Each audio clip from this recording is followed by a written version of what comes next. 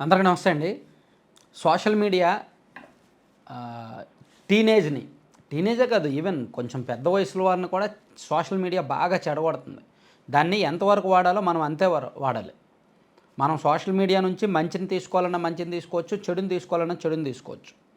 So, last 10 years నుంచి కూడా social media culture వరస్ట్‌గా ఉంది. అది అంచెలంచెలుగా పెరుగుతూనే ఉంది.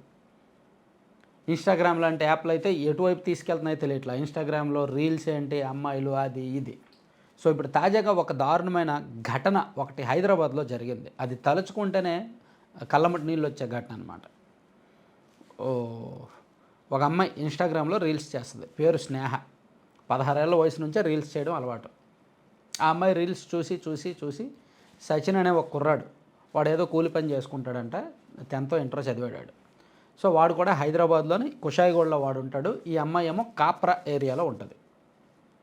సో, ఆ అమ్మాయి రీల్స్ చూసి ఆ అమ్మాయి ఫ్యాన్‌గా ఫాలో అయ్యి ఆ అమ్మాయితో పరిచయం పెంచుకొని వీళ్ళిద్దరూ 2022లో పెళ్లి చేసుకున్నారు.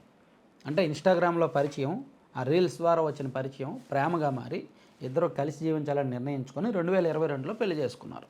పెళ్ళైనప్పటికీ వీళ్ళిద్దరి వయసు 18 ఏళ్ళు. ప్రేమ మొదలైనప్పటికి వీళ్ళిద్దరి వయసు 17, 16 ఏళ్ళు అనుకోవచ్చు.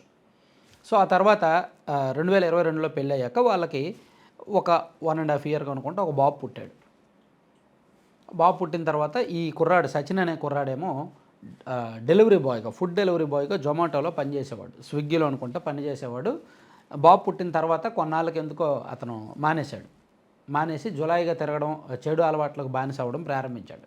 సోషల్ మీడియాకి ఎడిక్ట్ అయిపోయి చెడు అలవాట్లకు బానిస అవ్వడం ప్రారంభించాడు. దాంతో ఆ అమ్మాయి చేసేదేమీ లేక, ఇంటికి ఇన్కమ్ లేక ఆ అమ్మాయి బాబుని తీసుకొని వేరుగా వెళ్ళిపోయింది. వెళ్ళిపోయి వేరే ఎక్కడో ఉండడం ప్రారంభించింది. సో, కొన్నాళ్ళ పాటు వీళ్ళ మధ్య గొడవలయ్యాయి, అవయ్యాయి, ఇవయ్యాయి. సో, చివరికి కాంప్రమైజ్ అయ్యి నెల రోజుల కిందట మళ్ళీ ఆ అమ్మాయిని రప్పించాడు. మళ్ళీ నెల రోజుల నుంచి కూడా ఇద్దరూ కలిపి కాపురం చేయడం మొదలుపెట్టారంట. అయితే ఆ అమ్మాయి 7వ నెల గర్భవతి. ఈ కుర్రాడి దగ్గరికి మళ్ళీ వచ్చేసరికి, భార్య మళ్ళీ ఇతని దగ్గరికి వచ్చేసరికి, భర్త దగ్గరికి వచ్చేసరికి 7వ నెల గర్భవతి. దాంతో నేను లేనప్పుడు నువ్వు ఎలా అని చెప్పి తనను అనుమానించి దారుణంగా కొట్టి ఆ అమ్మాయి పడుకున్న తర్వాత నిద్రలో ఆ అమ్మాయి నిండు గర్భంతో ఉన్నప్పుడు, నిండు చోళాలతో ఉన్నప్పుడు మీదకెక్కి ఆ అమ్మాయిని గొంతు పిసికి దిండి పెట్టి చంపేశాడంట. చంపేసి అంటే అతను కూర్చున్న ప్రెజర్‌కి ఆ గర్భంలో ఉన్న లోపల ఉన్న శిశువు కూడా బయటకు వచ్చేసి నిర్జీవిగా మారిపోయాడు. ఎంత దారుణమైన ఘటన కదా! అసలు ఆ నిండు చోళాలను మనం ఎవరు చూసినా సరే మనకి వాళ్ళకేదో సాయం చేయాలి, వాళ్ళకేదో ఇవ్వాలి, వాళ్ళని జాగ్రత్తగా చూసుకోవాలని అనిపిస్తుంది మనకి. కానీ చూసారా ఈడ ఆలోచన, ఆ అమ్మాయి దారి తప్పడము, ఇట్లా ఈ సంఘటనను తలుచుకుంటే అంటే సోషల్ మీడియా వాడకం పిల్లల మీద ఎంత చెడ్డ ప్రభావం చూపిస్తుంది అనడానికి ఇది ఉదాహరణ. యాక్చువల్ నేను ఇటువంటి న్యూస్ చెప్పను, చేయను. కానీ ఇది ఖచ్చితంగా లెసన్, పాఠం. మన పిల్లలు ఏం చేస్తున్నారో మనం తెలుసుకోవాలి. సోషల్ మీడియాకి ఎడిక్ట్ అయిపోతున్నారు పిల్లలు. చిన్న పిల్లలు ఇన్‌స్టాగ్రామ్ రీల్స్ చూస్తున్నారండి. 10 ఏళ్ళు, 11 ఏళ్ళు ఉంటుంది. చేతిలో స్మార్ట్ ఫోన్ ఉంటుంది. ఇన్‌స్టాగ్రామ్ రీల్స్ చూస్తూనే ఉంటారు. రీల్స్ చూస్తే టైం గడిచిపోద్ది.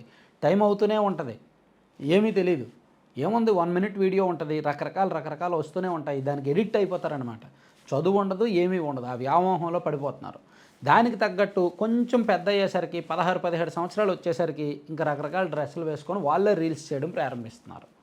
సో, ఈ కల్చర్, ఈ ఇన్‌స్టాగ్రామ్ కల్చర్ బాగా వరస్ట్‌గా మారింది. సో, అవే రీల్స్ ఫేస్‌బుక్‌లో వస్తాయి. ప్లస్ యూట్యూబ్‌లోనూ ఉన్నాయి. యూట్యూబ్‌లో రీల్స్ ఒక స్థాయి వరకు పరిమితమైతే, ఫేస్‌బుక్ రీల్స్ వీడియోస్ ఒక స్థాయి వరకు పరిమితమైతే, ఇన్‌స్టాగ్రామ్ రీల్స్ ఇంకా వరస్ట్‌గా ఉంటాయి.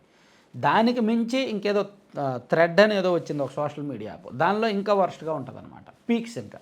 సో, ఇట్లా ఈ సో, పిల్లలు బాధ్యత తల్లిదండ్రులదే. తల్లిదండ్రులు ఖచ్చితంగా పిల్లల చేతులు అసలు స్మార్ట్ ఫోన్ ఇవ్వడమే మంచిది కాదు. ఒక ఏజ్ వచ్చే వరకు, బాధ్యత తెలిసే వరకు స్మార్ట్ ఫోన్ ఇవ్వడం అనేది మంచిది కాదు.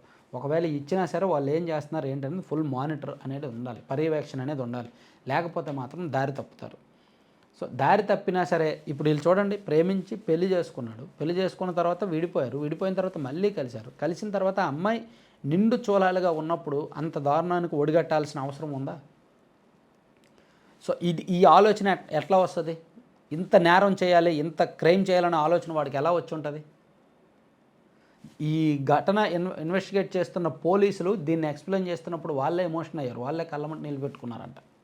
ఈ ఘటన గురించి వాడు చెప్తున్నప్పుడు వాడు ఎలా చేశాడు, ఏం చేశాను, తన భార్యని ఏ విధంగా హతమార్చాడు, ఆ బిడ్డ బయటకు రావడము, ఇదంతా చెప్తున్నప్పుడు పోలీసులే కళ్ళమట నీళ్ళు పెట్టుకున్నారంట.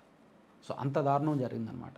సో అందుకే ఫైనల్గా సోషల్ మీడియా మనకు 95% హాని చేస్తుంది. 5%ఏ మనకు కావాల్సిన సమాచారము, మనకు కావాల్సిన మంచి వస్తుంది. సో మంచి కోసం వాడండి. 95% మంచి ఉండి 5% చెడున్నా పర్వాలా, అది పెద్ద ప్రభావం కాదు. ఎప్పుడైనా సరే చెడుని మంచి డామినేట్ చేసేలా ఉండాలి. మీడియాలో అయినా, సోషల్ మీడియాలో అయినా, బయట మన దైనందిన జీవితంలో అయినా సరే. కానీ సోషల్ మీడియాలో మాత్రం మంచిని చెడు డామినేట్ చేస్తుంది. ఆ ప్రభావమే ఇటువంటి నేరాలు. ఇది జస్ట్ ఒక ఉదాహరణ మాత్రమే. ఇటువంటి దరిద్రగొట్టు నేరాలు రోజు ఎన్నో జరుగుతూనే ఉన్నాయి.